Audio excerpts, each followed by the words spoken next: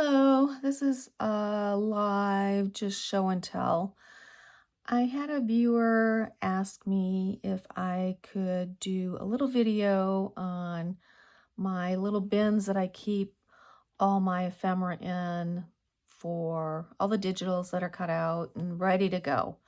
So, I thought, well, that'd be easy enough to do. So that's what I'm doing today. I have lots of bins. I'm going to show you the ones on my table here. I probably have 10 more, but they're just most of those are random Tim Holtz stuff that I keep in their own little bin. Like if I'm looking for, oh, those see-through moths, or which I haven't used in months. I should combine some of them. But first off, I'll just talk about where I got the bins. I got these with the dip from the Container Store, where I previously lived in Florida. Not, well, across the bay was a Container Store, and I really love going to Container Store. I'm a big organizer, so I kind of like that. So I have, I think, in 2 different sizes from the Container Store. And then I have ones, maybe 2 different sizes of these, but maybe just one. I got these at Hobby Lobby, and I love these for my smaller things. Some things I'll show you that you might need bigger ones, but you'll need smaller ones too. I'll just go through this stack first because it's kind of like Tim Holtz stuff, and maybe you don't want to see everything. But basically, I probably should take my labels off, but these are the extra small plastic storage bin with handles, because they do have handles, even though I don't even use them. But I keep my paper strips in here. I keep Tim Holtz ephemera in these guys. So that's those. And you can separate them how you want. I used to separate them all by what line or what the package name was. And then it got to be, well, that would be a lot. So then I just started kind of combining them. I kept the label of what I was using in there. Let me see if I can maybe not call myself a liar. Like in this bin, I have the label. So this is the memoir pack. If there was more than one in here, I'd have that label in there too. And then I would just say, hey, it's either from that pack or that pack. I'm not sure. Or I could go look it up, but that's a lot of work. It already takes me, I'm getting so much of some of this that sometimes it's taken me quite a while just to figure out where that came from so I can give you the link. Prime example is my beloved ephemera, and I just recently separated my numbers versus my non-number little ephemera that typically I pull from for each one. These aren't focal items, these are just little things I add. So I was always having to rifle through to find the one I wanted, so I decided I'm gonna put my numbers in one and then my non-numbers in another thing. Now it does have, some of these do have numbers on them, but they're not primarily like this one here. It's got a number on it, but it's not primarily a number. So I keep those kind of things in this one. I didn't realize I had so many.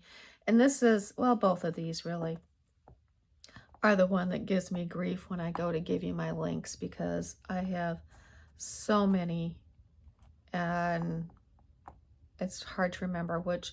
I mean, sometimes I have to go back to my computer and say, which one was that?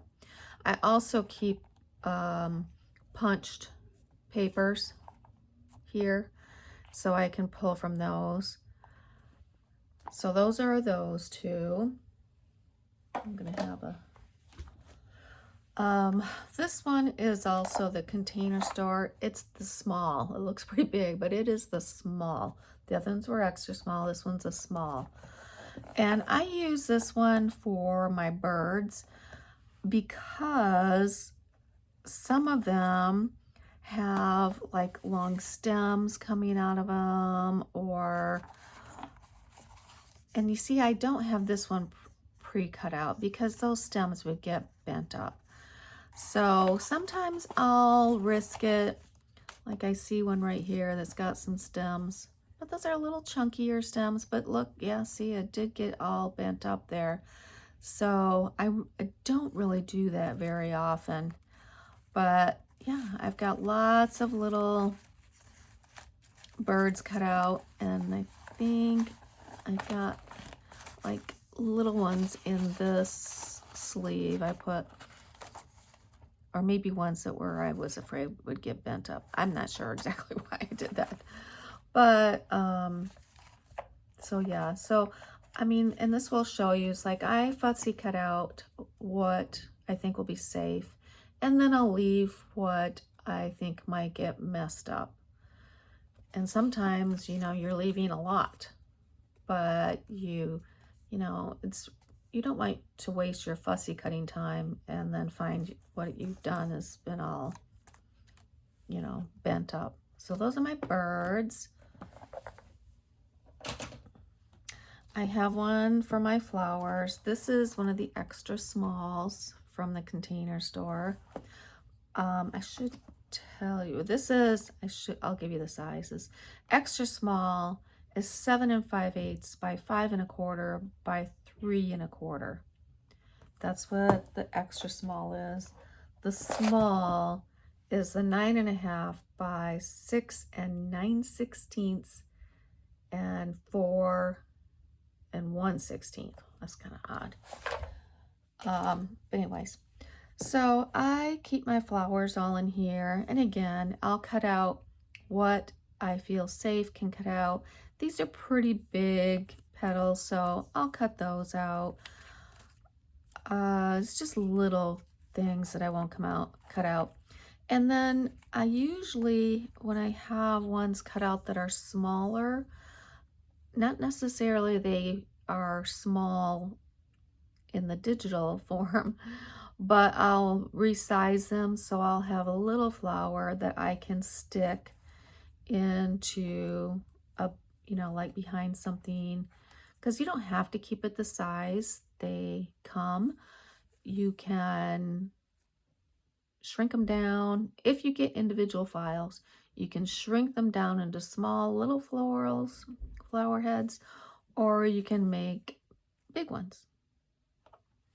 And for instance, I've got another extra small one, but here I keep in like some real large flowers. And so if I'm looking for something that's large, this one also has a few of Tim Holtz botanicals in it. I haven't pulled from those in a long time. There's so many good digitals out there. It's really really hard. But here, the great thing about it is, okay, if my focal image is pink, I can come here and interview, you know, I pull 4 or 5 that I think will be great, and then I'll put them all on the page. And actually, if I still don't have, what is my husband pounding? But if I'm, okay, I'm not sure where I was because my husband started pounding chicken for lunch and it was pretty loud. But I don't know. I was talking about putting small ones in the front, and then I'll pull out, and if I have my piece ready, once in a while I'll pull out and say, I want to make something for this.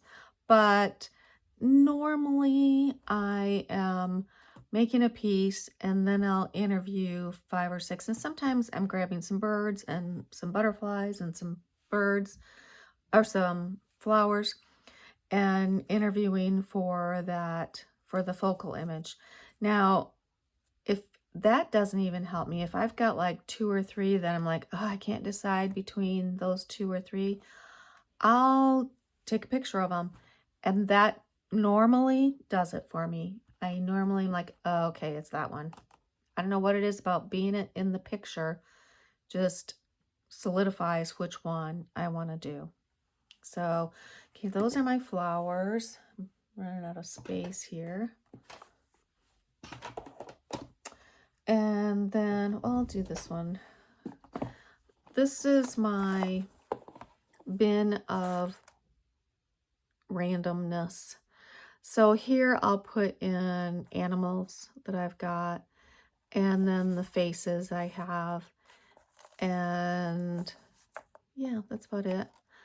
If you watch the flip through of the Double Helix Girls, this is one of the cats, not in the book, but that I was mentioning. I bought a cat recently. It's got a bunch of these cats in it. So I've cut out a few of them just in case I ever get a piece that I think a cat. I am not a cat lover. Not that I don't like cats. I don't think I've ever had a cat. My sister might have had one when I was younger, but I've always had a dog, and my husband's actually kind of allergic to cat fur, so yeah, or cat hair, dander, or whatever it is that he's allergic to. So we don't have cats, we have dogs, and usually big dogs. But I can't wait to use this one. I've been waiting for the perfect page to use that one. I want to use that one so bad. But yeah, and so just odd things like my moons, animals like some bunnies, rabbits, some foxes. You saw me use one of the dragons. So different things in here. I got some deer. So this is for randomness. And it's a small one. So, because I don't really have... Oh, and there's houses. I think there's houses in here. Maybe it's in a different one. Yeah. So that's that one. And then this one's a Tim Holtz one. This has got the number strips, so I do pull from that now and again. So that one I keep handy. I have one for mushrooms. Yeah. I'm not a big mushroom fan, but I know a lot of you are, and I mean, I think they're cool, but not one of my favorites. And then this is another random one, but it's bigger size random. So I think that'll be cute too. That'd be great on a birthday card. I'll have to, I don't remember where that's at, but, or who I got that from, but I thought that was really cute. And then bigger pieces, not huge pieces, but bigger ones. These are the houses I was talking about. I get these houses. But yeah, lots of bigger pieces that if I'm looking for a large something, I come in here and start, you know, thumbing through this to see if I have anything that would go and on a large scale. That's usually if I've really messed up and I don't like a section, there's nothing really I can do about it. I might come through here and just, oh, I want to just collage over top of it. That's what I do. And then the last one I think I have to go through is my butterfly. And here I do the same thing with flowers that I do with butterflies, or butterflies that I do with flowers. I make them multiple sizes because you never know when you want a little butterfly to be in her hair or be on top of a whatever, flying in the air over the toadstool, or another butterfly with the other butterfly. So I like mini butterflies. I do cut out most of it. I do leave a little bit there to snip out over the head. Yeah, so just depending on what you feel like you're safe with. And that's just a little, I don't know, I think I got that at Hobby Lobby, just a little snap box. I think it came in a set of 3. And then I have my butterflies. Again, I'll put these are little too, but they're not eensy beensy ones. So I'll have these sizes, and my bees are also in here.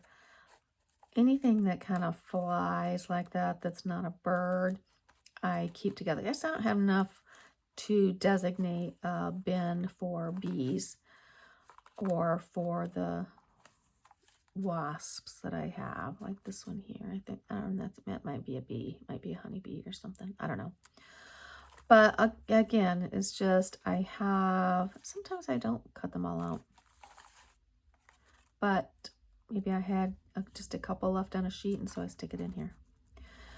And I think that's about it. So again, I have so many sitting in here that I can just go through here and pick them out. Now, I should show you, hold on. So obviously not everything is going to fit in these bins. So I'm just going to show you one of my folders. So I have a folder for each bin. And so this one's my bird folder, even though it's got butterflies all over it. And so here, like, I'll print pages of birds, and maybe I'll only cut out half a page of them. But when I need more, I can just come through here and start saying, oh, I need more of those. I need more of that one. Okay, this one I did mix up the page. I usually separate it, but I must not have had time. And I can cut more birds out and add to my stash. Some of these I bought and I'm like, I don't know, I just can't find anywhere to use them. Now, like these, you couldn't even adjust the size. So that might be one reason I never use those. But they would go on a little card or something. I don't know. But I have them there in case I ever want something like that.